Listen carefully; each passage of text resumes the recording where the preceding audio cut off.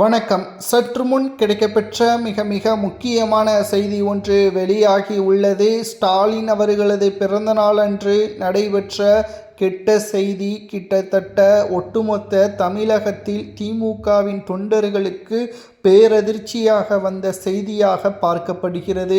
பெரும் கூட்டணியில் இருக்கக்கூடிய திமுக தோல்வியை மட்டும்தான் பெறும். இந்த முறை தமிழ்நாட்டில் திமுக அகற்றப்படும். ஸ்டாலின் அவர்களது ஆட்சி சரியில்லை என்ற தகவல் தற்பொழுது சமூக வலைதளங்கள் முழுவதுமாக பகிரப்பட்டு வருகிறது.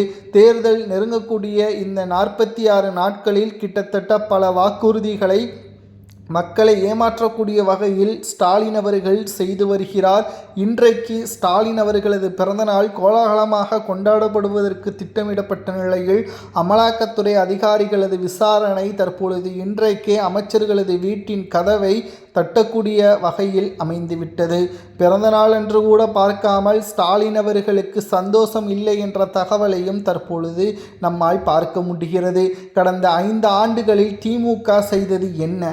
அதாவது மக்களாகிய உங்களிடமே நாம் கேட்கின்றோம். திமுக சொன்ன 524 வாக்குறுதிகளில் மக்களுக்கு பயனுள்ள வகையில் முழுமையான திட்டத்தை, சில திட்டங்களை திமுக நிறைவேற்றியது, அதில் மாற்று கருத்தை கிடையாது, மறுக்க முடியாது.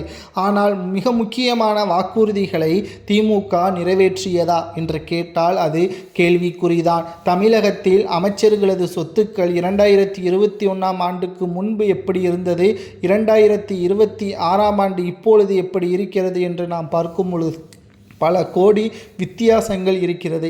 இதில் நேரு அவர்கள் சமீபத்தில் ஒரு பிரத்யேக இன்டர்வியூ ஒன்றில் கூறியிருப்பார். எனது மகன் ஆசைப்பட்டான் என்பதற்காக 2 வருடம் காத்திருந்து துபாயிலிருந்து சொகுசு வாகனத்தை நாங்கள் இறக்குமதி செய்தோம் என்று கூறியிருந்தார். நாம் கேட்கின்ற கேள்வி ஒன்றுதான். விவசாயிகள் தங்களது பயிர்களை காப்பதற்கு ஒரு குடோனை ஏற்பாடு செய்து தாருங்கள் என்று பல வருடங்களாக நாங்கள் கேட்கின்றோம்.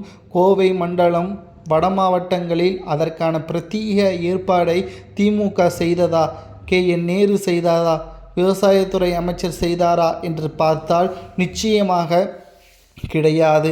அவரது மகன் ஆசைப்பட்டான் என்ற காரணத்திற்காக 2 வருட போராட்டத்திற்கு பிறகு அந்த சொகுசு வாகனத்தை வாங்கி கொடுத்த நேரு அவர்கள் விவசாயிக்கு ஏன் செய்யவில்லை? ஸ்டாலின் அவர்களது பிறந்தநாளன்று தற்பொழுது கெட்ட செய்தியாக அமைச்சர்களது வீடுகளுக்கு கதவை தட்டியுள்ளது அமலாக்கத்துறை அதிகாரிகள். பொறுத்திருந்து பார்க்கலாம். விசாரணை என்று ஸ்டாலின் வரைக்கும் செல்கிறதா அல்லது அமைச்சர்களை மட்டும் கைது நடவடிக்கை மேற்கொள்கிறார்களா என்பதை பார்க்கலாம்.